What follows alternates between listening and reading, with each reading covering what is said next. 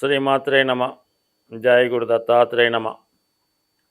ఈ వీడియోలో మనం వృశ్చిక రాశి వారు రాబోయే రోజుల్లో ఎటువంటి జాగ్రత్తలు తీసుకోవాలి, మరి వీళ్ళ జీవితంలో ఎప్పుడు స్థిరంగా ఆర్థిక పరంగా స్టేబుల్గా ఉండాలంటే ఏ పరిహారాలు పాటించాలి అన్న విషయాన్ని మనం ఈ వీడియోలో తెలుసుకుందాం. జన్మతా కొందరు అదృష్టవంతులుగాను దురదృష్టవంతులుగాను పుడతారని చెప్తూ ఉంటారు, కానీ అది వాస్తవం కాదు. అందరూ పుట్టడం ఒకేలాగా ఉంటుంది. అయితే ఆ జాతకుడు గత జన్మలో చేసుకున్నటువంటి పాపపుణ్యాలను బట్టి, రుణానుబంధాన్ని బట్టి ఈ జన్మలో జాతకుడి యొక్క అభివృద్ధి, అతను చర్యలు, అతను అనుభవించే జీవన విధానం ఆధారపడి ఉంటుంది. సో ఖచ్చితంగా ఎవరు నమ్మినా నమ్మకపోయినా పూర్వజన్మ కర్మ ఫలితం ఈ జన్మలో అనుభవించడానికే ఈ జీవి భూమి మీద మానవ దేహంతో జన్మించడం జరుగుతుంది. మరి వృశ్చిక రాశి ఖచ్చితంగా అటువంటి నిగూఢమైనటువంటిది. అంటే గత జన్మలో చేసినటువంటి పాప పుణ్యాల ఫలితంగా ఈ జన్మలో వాటి యొక్క రుణం తీర్చుకునే ప్రయత్నంలో పుట్టడం జరుగుతూ ఉంటుంది. అది అందుకే సహజ రాశి చక్రంలో అష్టమ రాశి.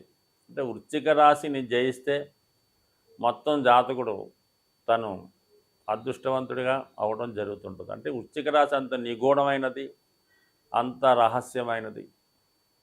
అటువంటి వృశ్చిక రాశిలో జన్మించిన వాడి జీవితం ప్రతిరోజు ప్రతి క్షణం ఒక పోరాటంలా సాగుతూ ఉంటుంది. ఒక యోధుడిలా జాతకుడు పోరాడుతూ ఉండాలి. సమస్య తర్వాత సమస్య వస్తుంటుంది. అంటే ప్రతి సమస్యలో విజయం ఉంటుంది, కానీ ప్రతి సమస్య పోరాడినట్టే ఉంటుంది. ఈ రాశి అధిపతి కుజుడు. సో అందువలన ఏంటంటే ఈ రాశి వారు ఎప్పుడూ కూడా సమస్యలు ఎదుర్కోవడానికి సిద్ధంగా ఉండాలి. అప్పుడు మాత్రమే వీళ్ళ జీవితం నిలకడగా ఉంటుంది. కుజుడు ఈ రాశి అధిపతితో పాటు 6వ స్థానానికి కూడా ఆధిపత్యం వహిస్తూ ఉంటాడు. దానివల్ల ఏంటంటే ఈ రాశి వారికి వీళ్ళే పోటీ.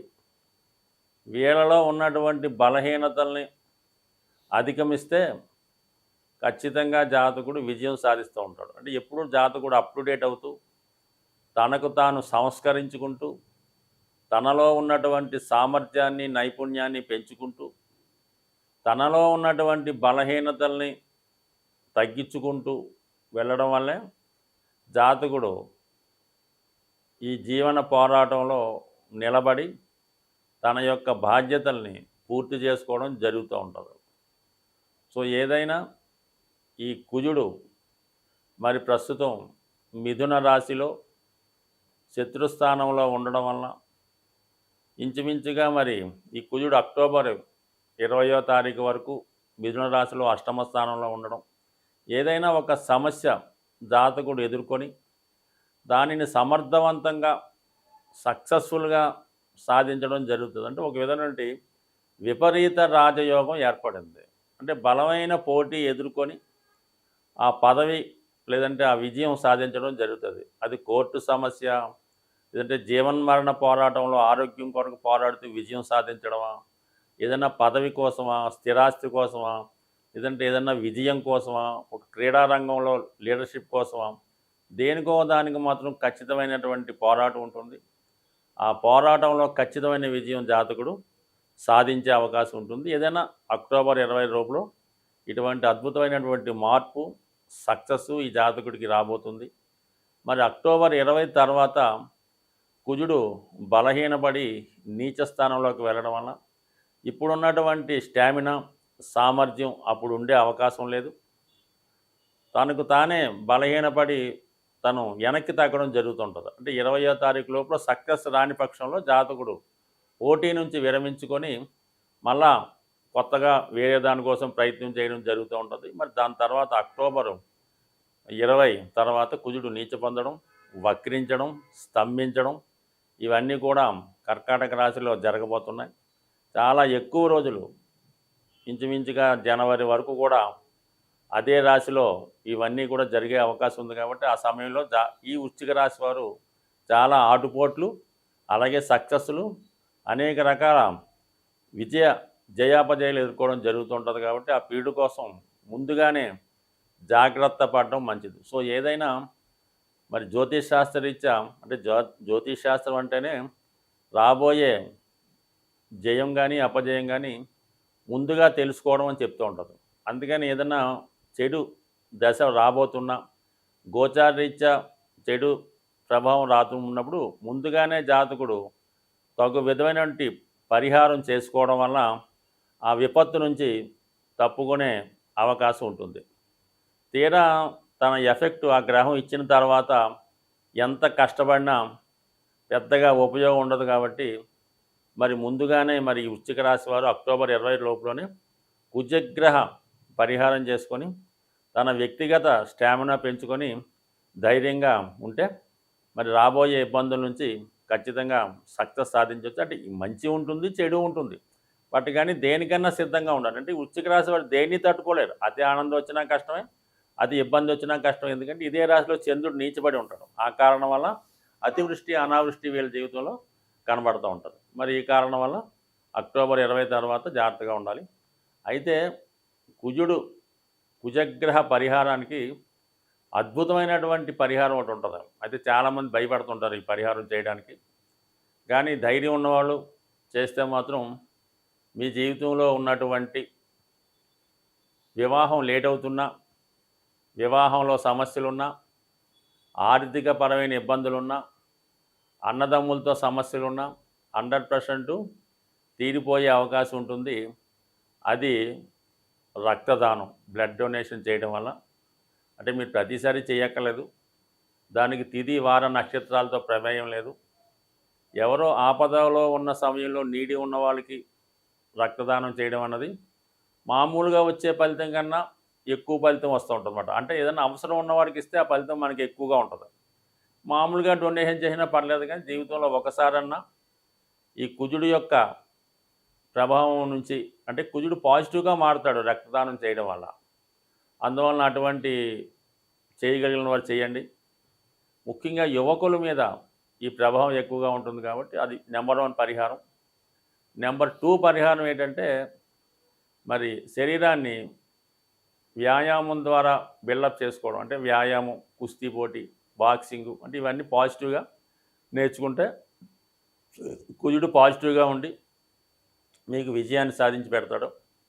ఇంకా లేని పక్షంలో మరి ఈ సుబ్రహ్మణ్య స్వామి ఆరాధన, హనుమాన్ పూజ చేసుకోవడం, హనుమాన్ చాలీసా పారాయణ చేసుకోవడం, ఇవన్నీ ఆంజనేయ స్వామిని, సుబ్రహ్మణ్య స్వామిని ఎవరు అంటే మనకి సంతానం కలగడం లేదు, సర్పదోషాలు ఉన్నాయి, సుబ్రహ్మణ్య స్వామిని పూజ చేసుకోవడం, అప్పులు ఎక్కువగా ఉన్నాయి, అన్నదమ్ములతో గొడవలు, స్థిరాస్తి ప్రాబ్లమ్స్, భార్యాభర్తల విభేదాలు, పెళ్ళి కుదరడం లేదు, ఆంజనేయ స్వామిని పూజ చేసుకోవడం.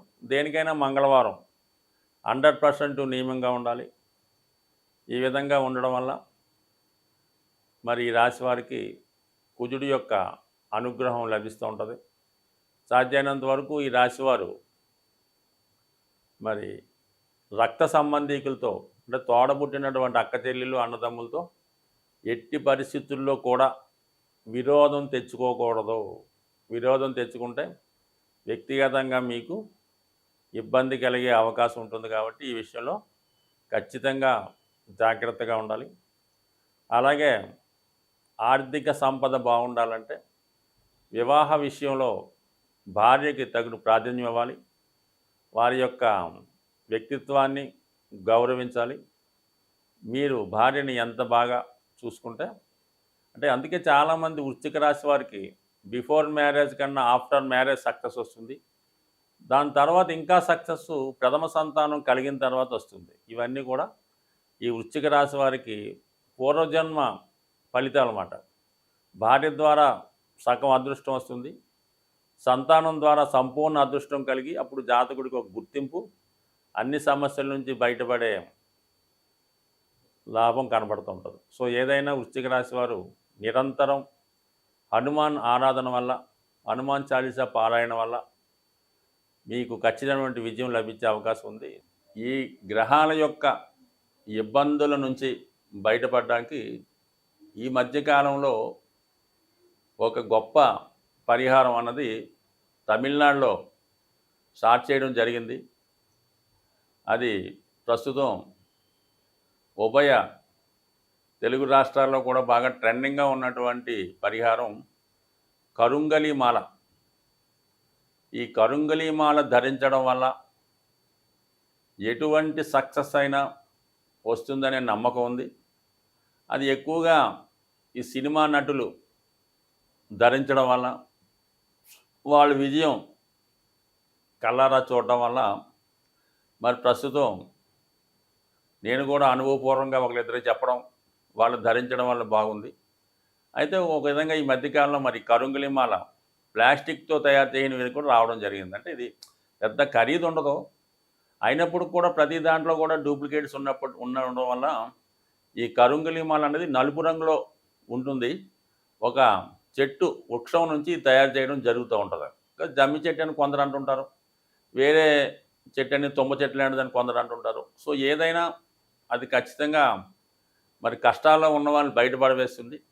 కేవలం ఆ మాల ఒక్కటే ధరించడం కాకుండా ముఖ్యంగా సుబ్రహ్మణ్య స్వామి యొక్క సంకల్పం, సుబ్రహ్మణ్య స్వామి యొక్క ఆశీస్సుల కొరకు మరి ఒక విధంగా ఈ మాల బాగా ఇబ్బందుల్లో ఉన్నాం, ఇంక మన వల్ల ఏమీ అవడం లేదు, కేవలం ఇదే పరిష్కారం, ఒకటి గ్రామం నుంచి వెళ్ళిపోవడం, లేదంటే ఇంకోటి అలా అనుకుని అటువంటి స్థితిలో ఉన్నవాళ్ళు ధరించడం వల్ల ఖచ్చితంగా ఇది మీకు ఆ సమస్య నుంచి బయటపడడం జరుగుతూ ఉంటుంది. అయితే ఏంటంటే కొంత స్ట్రగుల్ ఉంటుంది. అంటే ఇది నలుపు రంగులో ఉంటుంది కాబట్టి శని యొక్క ప్రభావం ఉంటుంది. ఎవరైతే ఈ జాతకరీత్యా కొన్ని లగ్నాల వారు, లేదంటే గోచారరీత్యా కొన్ని భావాల్లో శని ఉన్నవారు నమ్మకంతో ఈ మాల, ఈ కరుంగలి మాల ధరించడం వల్ల, ఈ ధరించిన వారు ఏంటంటే రెండు నియమాలు చేయాలి. ఒకటేమో ఎర్లీ మార్నింగ్ సూర్యోదయానికి ముందే లగాలి. రెండు ఏంటంటే సాధ్యమైనంత వరకు అబద్ధం ఆడకుండా ఉండాలి. మంగళవారం రోజు విధి విధానంగా సుబ్రహ్మణ్య స్వామి టెంపుల్కి వెళ్ళి సుబ్రహ్మణ్య స్వామిని పూజించుకోవడం వల్ల మరి చాలా వరకు తొందరలోనే ఇది పరిహారం జరుగుతుంటుంది. ఇది ఏ లగ్నం వారైనా ఏ రాశి వారైనా ధరించవచ్చు. కొద్దిగా తెలుసున్న చోట మంచిది, అంటే వాళ్ళు డైరెక్ట్గా దేవస్థానం నుంచి కూడా తెప్పించుకోవచ్చు. తెలుసున్న వాళ్ళు ఎవరన్నా ఉంటే వాళ్ళ ద్వారా తీసుకొని కొద్దిగా దాన్ని మాలని శుద్ధి చేయడం వల్ల, సుబ్రహ్మణ్య స్వామి మంత్రం ద్వారా శుద్ధి చేసి ధరించడం వల్ల 100% ఎటువంటి సమస్య నుంచైనా బయటపడడం జరగడం అన్నది నేను ప్రాక్టికల్గా చూశాను. స్వస్తి.